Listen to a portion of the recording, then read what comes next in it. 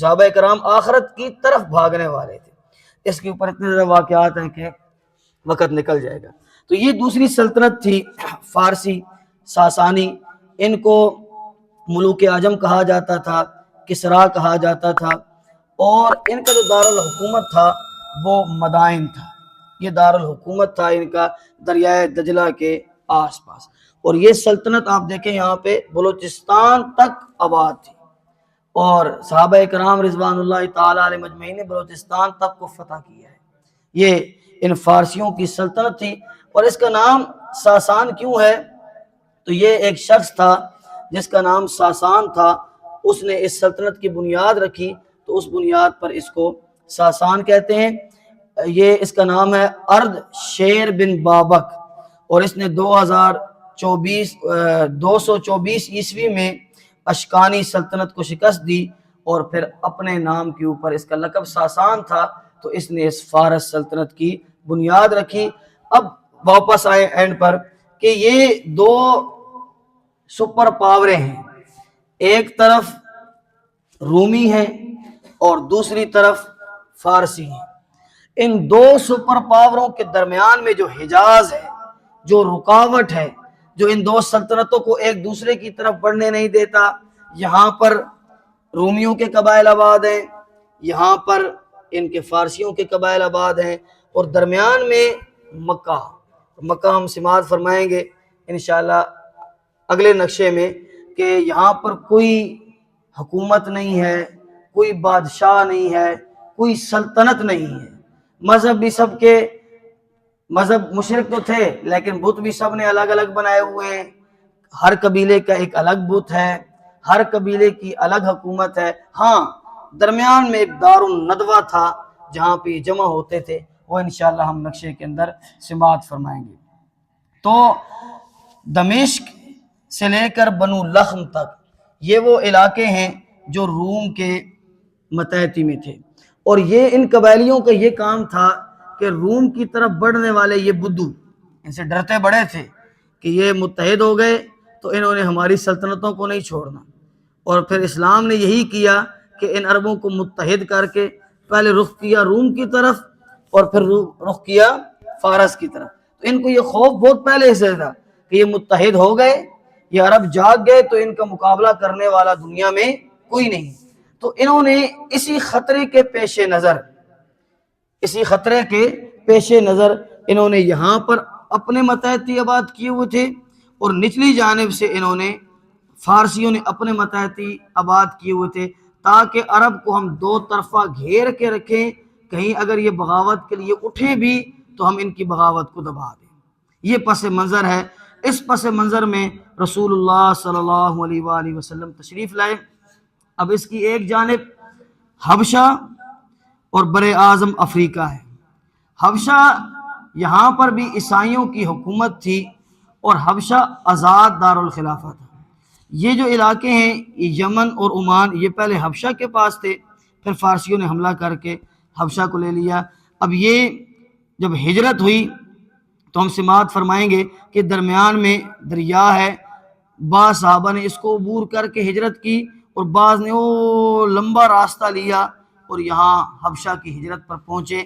اور یہ وہ سلطنت ہے جس نے نبی کریم صلی اللہ علیہ وآلہ وسلم کا ساتھ دیا اور صحابہ کرام کو پناہ دی، لیکن اس کی طرف کسی کی توجہ نہیں تھی، مشرکین مکہ کی توجہ بھی نہیں تھی۔ اس کی وجہ کیا ہے کہ بحر احمر، یہ بہت بڑا دریا مکہ اور اس کے درمیان، عرب اور اس کے درمیان حائل تھا۔ یہ آپ صلی اللہ علیہ وآلہ وسلم کی فراست ہے کہ جب ہم ہجرت کا باب پڑھیں گے تو ہم ساری زندگی یہی سمجھتے رہے کہ غار ثور جو ہے وہ مدینہ کے راستے پر ہے، لیکن جب ہم نقشہ سمجھیں گے تو غار ثور مدینہ سے الٹی جانب پر ہے۔ رات کو میں دکھا رہا تھا انسان کو کہ مدینہ سے غار ثور الٹی جانب پر ہے، پھر وہاں سے پلٹ کے مدینہ کی جانب رخ کیا۔ یہ آپ صلی اللہ علیہ وآلہ وسلم کی فراست ہے جو اللہ نے اسلام کی وجہ سے اسلام کو یہ فراست دی ہے۔ آج تمہارے پاس اسلام ہی نہیں ہے تو فراست کہاں سے آئے؟ تو یہ فراست تھی کہ جس طرف توجہ نہ جائے اس طرف رخ اختیار کرو۔ نبی کریم صلی اللہ علیہ وآلہ وسلم نے بھی غار ثور کا رخ اس لیے اختیار کیا کہ وہاں پر کسی کی توجہ ہی نہیں تھی کہ اس جانب کیوں جائیں گے۔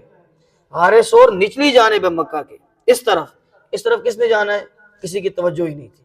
اور پھر یہاں سے پلٹ کے آپ صلی اللہ علیہ وآلہ وسلم نے مدینہ کا رخ کیا۔ تو حبشہ کی ہجرت کی بھی یہی حکمت عملی تھی کہ حبشہ کی طرف کسی کی توجہ نہیں تھی، اس لیے کہ درمیان میں اتنا بڑا دریا حائل ہے، ادھر سے ہمارے قبائل ہیں عمان اور یمنی، یہ کہاں نکلنے دیں گے؟ اوپر سے قبائل ہیں جو بنو لخم کے ہیں، یہ کہاں نکلنے دیں گے؟ تو جب اسلام آیا تو ان کا یہ خیال تھا کہ ہم نے اس کو یہاں گھیر لیا ہے اور یہ کہیں بھی نہیں جا سکتے۔ تو صحابہ کرام رضوان اللہ تعالی علیہ مجمعین نے یہ حبشہ کی جانب اس طرح ہجرت کی۔ اور حبشہ کا جو بادشاہ ہے اسے ہم نجاشی کہتے ہیں، یعنی نجاشی اس کا ٹائٹل تھا، کیسر بھی ٹائٹل ہے اور کسرا بھی ٹائٹل ہے۔ جس طرح ہمارے جو بادشاہ ہے اس کو ہم صدر کہتے ہیں اور وزیر کو وزیر اعظم کہتے ہیں، اسی طرح وہ بادشاہ کو نجاشی کہتے تھے، کیسر کہتے تھے اور کسرا کہتے تھے۔ ان کی جانب رسول اللہ صلی اللہ علیہ وآلہ وسلم کے خطوط پہنچیں گے۔ اب مکہ کا اندرونی حال، آگے چلیں، ٹائم ہے پھر میرے خیال سے اس کو ختم کرتے ہیں۔ تو اس کو خلاصہ کرتے ہیں، ہم مکہ اندرونی حالات انشاءاللہ اور مذہبی حالات وہ ہم کل سماعت فرمائیں گے، جلدی ہیں۔ کل کوشش کریں گے کہ آپ کو ایک ایک صفحہ جس کے اوپر یہ نوٹس بنائے ہوئے ہیں یہ بھی مل جائیں، کوشش کریں گے، وعدہ نہیں ہے۔ تو آپ وہ صفحے سامنے کھول کے بیٹھیں اگر آپ کا شوق اسی طرح بحال رہا تو یہ خلاصہ یہ نکلا کہ حجاز حاجز سے ہے، حاجز کہتے ہیں رکاوٹ کو، اور جو عرب ہے اس کا نام ہے رکاوٹ، اور ایک اس کو ام القرا کہتے ہیں۔ ام القرا اس لیے کہتے ہیں پورا میپ ہوتا، یہ اصل، یہ ساری زمین کی اصل ہے، درمیان میں ہے، یہیں سے ساری زمین پھیلی ہے۔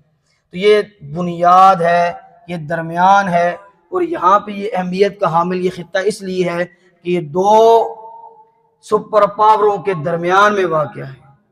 ایک طرف سے فارسیوں کو آگے نہیں بڑھنے دیتا، ایک طرف سے رومیوں کو، یہ درمیان میں خطہ واقع ہے۔ اور یہ خطہ ایسا ہے جو آزاد ہی رہا، نہ یہاں رومیوں کا تسلط رہا پورے خطے پر، کناروں پر تو رہا بارڈر پر، اور نہ یہاں رومیوں کا نہ فارسیوں کا کوئی تسلط نہیں رہا۔ یہ حجاز رکاوٹ ہے، اس رکاوٹ کے اندر یعنی اس خطے کے اندر نبی کریم صلی اللہ علیہ وآلہ وسلم تشریف لائے اور آپ صلی اللہ علیہ وآلہ وسلم نے اپنی دعوت کا آغاز کیا۔